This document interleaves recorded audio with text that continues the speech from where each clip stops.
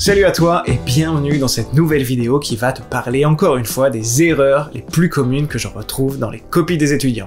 Et que tu fais probablement aussi. Si, je t'assure. Regarde jusqu'au bout quand même, juste pour être sûr. Et cette semaine, je vais te parler des exposants. Les exposants, c'est le petit truc que tu vois en l'air, à côté d'un nombre ou d'une lettre. Versus, en bas, qu'on va appeler un indice. Ok, ça, c'est fait. Tu le sais maintenant que quand tu te retrouves face à des exposants, en principe, ça ne présage rien de bon. Mais aujourd'hui, je vais te montrer comment te débarrasser de cette petite appréhension qui vient te titiller à la vue de ces derniers. Mais avant ça, rappelons ce qu'est un exposant.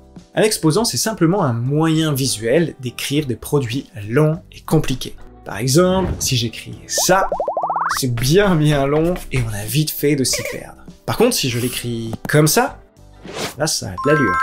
Là, c'est élégant. Que veut donc dire mon exposant dans ce cas précis?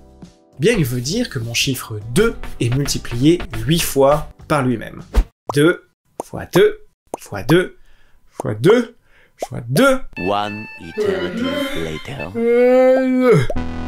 Maintenant, tâchons de voir comment les manipuler. Qui dit nouvel outil mathématique, dit nouvelle règle à connaître. Et là encore, notre petit exposant n'y échappe pas. On arrive ici à l'erreur que je retrouve le plus fréquemment. Si tu veux calculer ça, tu te retrouves donc face à une somme ou un produit, tu dois impérativement oublier la tentation de faire ça.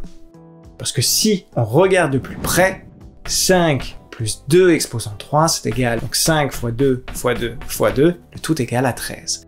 Alors que 7 exposant 3, c'est égal donc à 7 fois 7 fois 7, le tout égale à 343.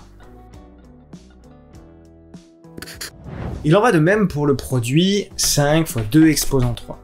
Si tu écris ça, tu vas vite te rendre compte en faisant le calcul que le résultat est totalement différent. En effet, 5 fois 2 exposant 3, c'est 5 fois 2 fois 2 fois 2, le tout égale à 40, alors que 10 exposant 3, c'est égal à 1000. C'est pour ça que je te conseille toujours de tester avec différents exemples, avec de petits exposants, pour le vérifier toi-même.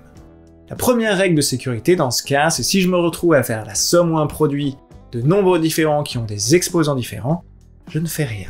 Je le laisse tranquille. Chill, man.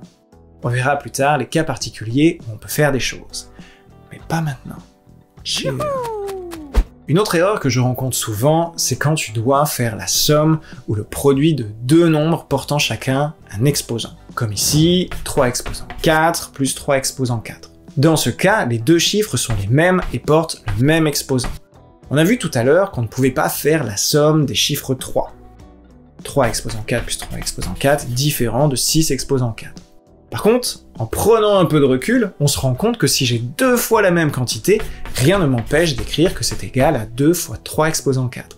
C'est donc un des rares cas particuliers où je peux faire la somme de mes quantités, car elles sont identiques.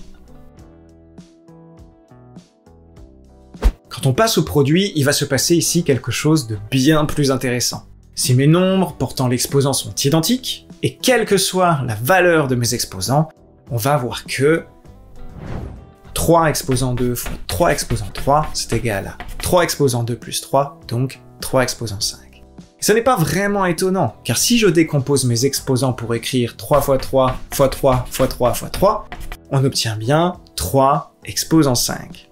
Et cette règle, eh bien on va pouvoir l'écrire comme ça. A exposant n fois A exposant m égale A exposant n plus m. Cette règle va nous amener à une seconde tout aussi importante, qui sera liée, elle, au quotient. A exposant n divisé par A exposant m égale A exposant n moins m. Encore une fois, c'est assez logique, parce que si on le prend avec un exemple, comme tout à l'heure, en le décomposant, on sera capable d'obtenir le 5 exposant 2. Il nous suffira donc d'écrire 5 fois 5 fois 5 fois 5 fois 5 divisé par 5 fois 5 fois 5.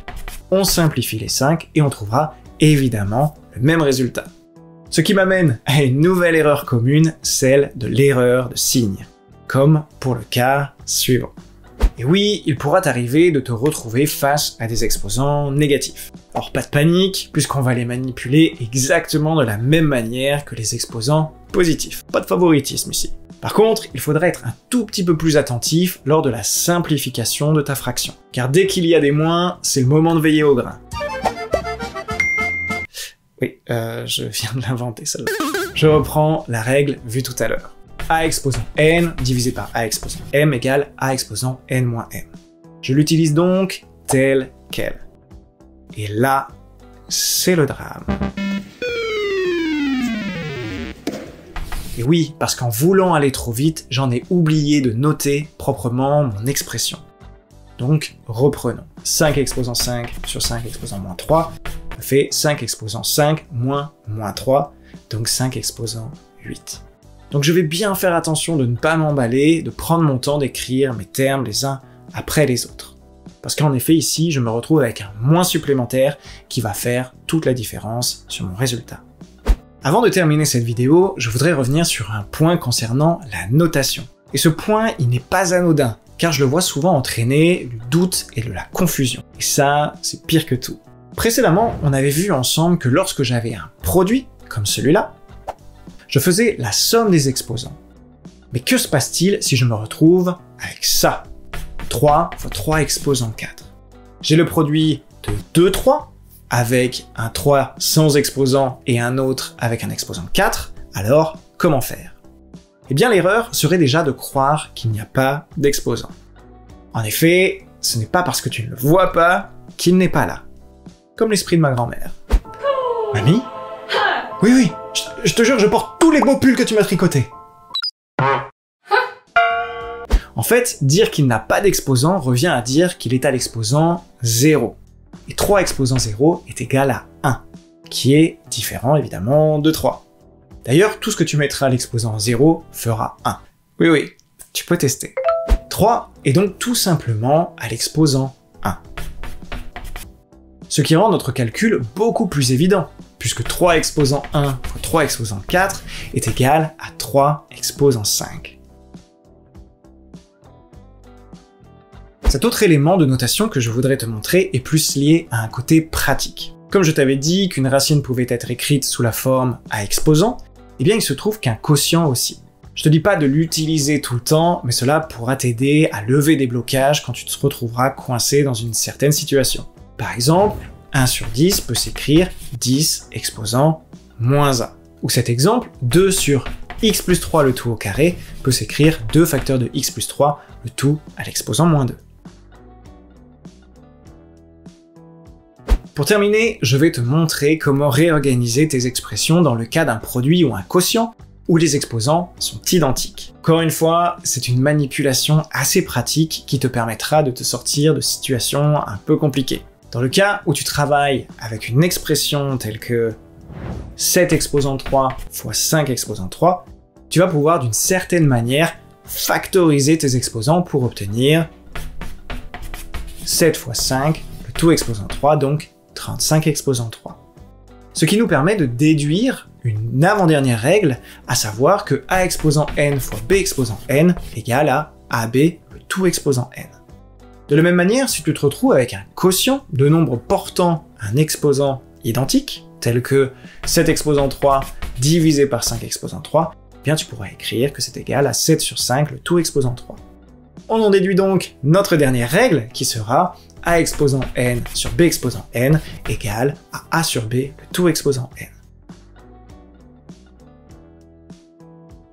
Et n'oublie pas que tu peux manipuler ces expressions dans un sens ou dans l'autre. Ça veut dire que tu pourras donc factoriser par tes exposants ou développer tes exposants. C'est le moment d'en finir avec cette vidéo. Tu auras pu remarquer qu'il n'y a finalement vraiment que 2 cas importants à retenir. Le cas où tu manipules un produit au quotient avec des mêmes nombres portant des exposants, et le cas d'un produit au quotient de 2 nombres différents avec un même exposant. J'attends avec impatience tes commentaires pour savoir si cela t'a aidé ou non. Et en tout cas, vous êtes toujours de plus en plus nombreux à télécharger mes petites astuces maths, et ça, c'est vraiment cool. Alors, un grand merci. Et parce qu'il est temps de retourner à un gros projet sur lequel je suis en train de travailler et dont je te parlerai bientôt, je te souhaite un bon courage et je te dis à la prochaine. Bye bye.